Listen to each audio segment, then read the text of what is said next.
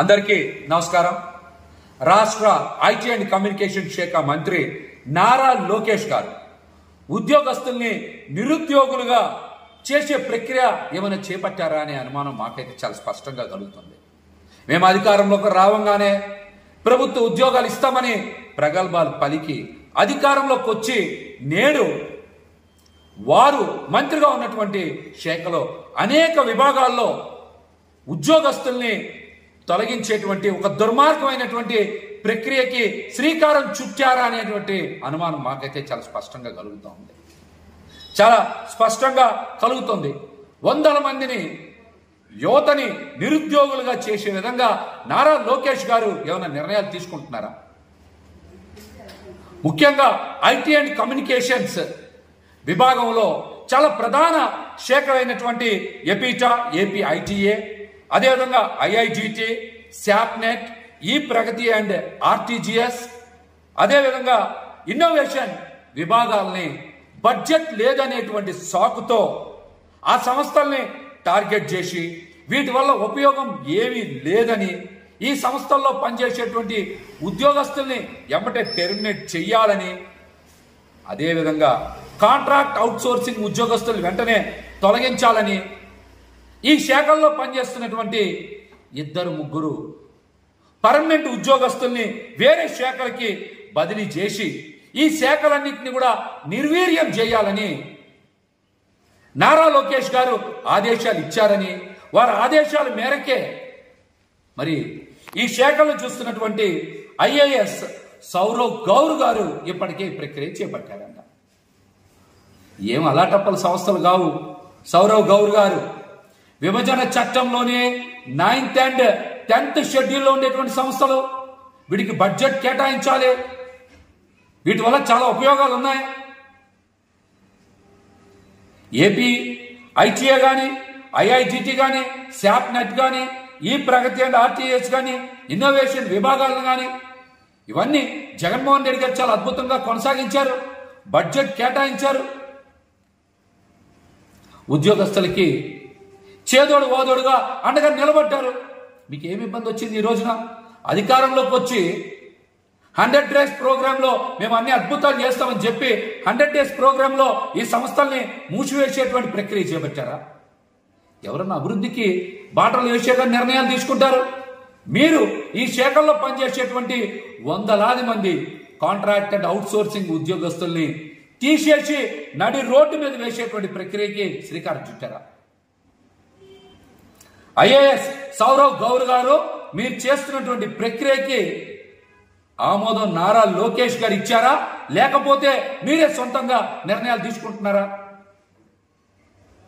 ఉద్యోగస్తుల్ని నిరుద్యోగులుగా చేయమని నారా లోకేష్ గారు చెప్పారా, లేకపోతే మీరే సొంతంగా నిర్ణయాలు తీసుకుంటా ఉన్నారా? ఉద్యోగస్తులకి తెలియకుండానే ఆ శాఖల్ని మీరు మూసివేసే కుట్ర చేయడం వాస్తవం కాదా? చెప్పండి, వాస్తవం కాదా? ఎవరన్నా సంస్థలను అభివృద్ధి చేయడానికి బడ్జెట్ కేటాయిస్తారు, వారిని ఉపయోగించుకుంటారు. ఈ సంస్థల్లో పనిచేసేటువంటి వాళ్ళందరూ కూడా గ్రాడ్యుయేట్స్, పోస్ట్ గ్రాడ్యుయేట్స్, ప్రొఫెషనల్స్. వందలాది మంది యువతని రోడ్డు మీద పడేసేటువంటి నిర్ణయాలు తీసుకునే అధికారం మీకు ఖచ్చితంగా లేదు. ఖచ్చితంగా మీకు లేదు. వైఎస్ జగన్మోహన్ రెడ్డి గారు కాంట్రాక్ట్ అండ్ అవుట్సోర్సింగ్ ఉద్యోగస్తులందరికీ కూడా ఉద్యోగస్తులకి భద్రత కల్పించాలి, భవిష్యత్తు మీద భరోసా ఇవ్వాలని యాప్కాస్ని ఏర్పాటు చేసి ప్రతి ఒక్కరికి కూడా ఉద్యోగ భద్రత కల్పించారు. భవిష్యత్తు మీద నమ్మకం, భరోసా ఇచ్చారు. కానీ మీరేంటి ఐటీ అండ్ కమ్యూనికేషన్స్ విభాగంలో ఉండేటువంటి అనేక సంస్థల్ని మూసివేయడానికి బడ్జెట్ లేదని సాకుతో చెప్తా ఉన్నారు. అసలు బడ్జెట్ మీద మీరు ఆడిట్ చేయించాలి. ఈ శాఖలకు కేటాయించేటువంటి బడ్జెట్ మీద ప్రభుత్వ ఆడిట్ ఉండదు. సెల్ఫ్ ఆడిట్ చేస్తారు అక్కడ ఉండేటువంటి ఐఎఫ్ఎస్ అధికారులు. ఏం ఆడిట్ చేస్తా ఉన్నారు, దేనికి ఖర్చు పెడతా ఉన్నారు, వాటి వచ్చేటువంటి వల్ల ఫలితాలు ఏంటి, ప్రయోజనాలు ఏంటని మీరు అక్కడ సూపర్విజన్ చేయాలి. కానీ చేయకుండా ఈ సంస్థలను మూసివేసేటువంటి అధికారం మీకు లేదు. మీకు లేదు. నారా లోకేష్ గారికి కూడా ఒకటే తెలియజేస్తున్నాం, మీకు అధికారం ఇచ్చింది మంచి చేస్తారు. ఇలాగా యువతని ముంచి రోడ్డు మీద పడేసేటువంటి నిర్ణయాలు తీసుకుంటారని కాదని కూడా ఈ సందర్భంగా తెలియజేస్తున్నాం. మరొక ముఖ్యమైన విషయం, కాంట్రాక్ట్ అండ్ అవుట్సోర్సింగ్ విధానాన్ని ప్రవేశపెట్టిందే చంద్రబాబు నాయుడు గారు.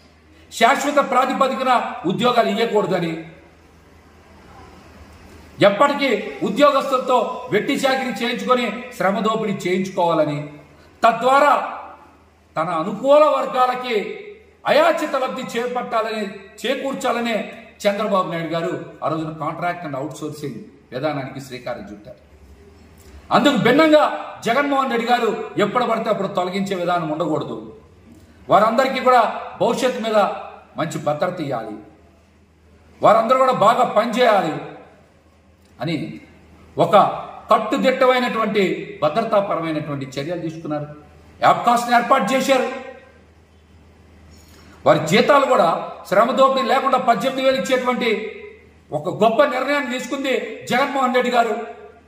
కానీ చంద్రబాబు నాయుడు గారు ఈ కాంట్రాక్ట్ అండ్ అవుట్సోర్సింగ్ విధానాన్ని పెట్టి వారి అనుకూల వర్గానికి అయాచిత లబ్ధి చేకూర్చే విధానమేమో చంద్రబాబు గారు, మరి ఆ కాంట్రాక్ట్ అవుట్సోర్సింగ్ విధానంలో పనిచేసేటువంటి యువతకి భద్రతా భరోసా కల్పించేలాగా జగన్మోహన్ రెడ్డి గారు నిర్ణయాలు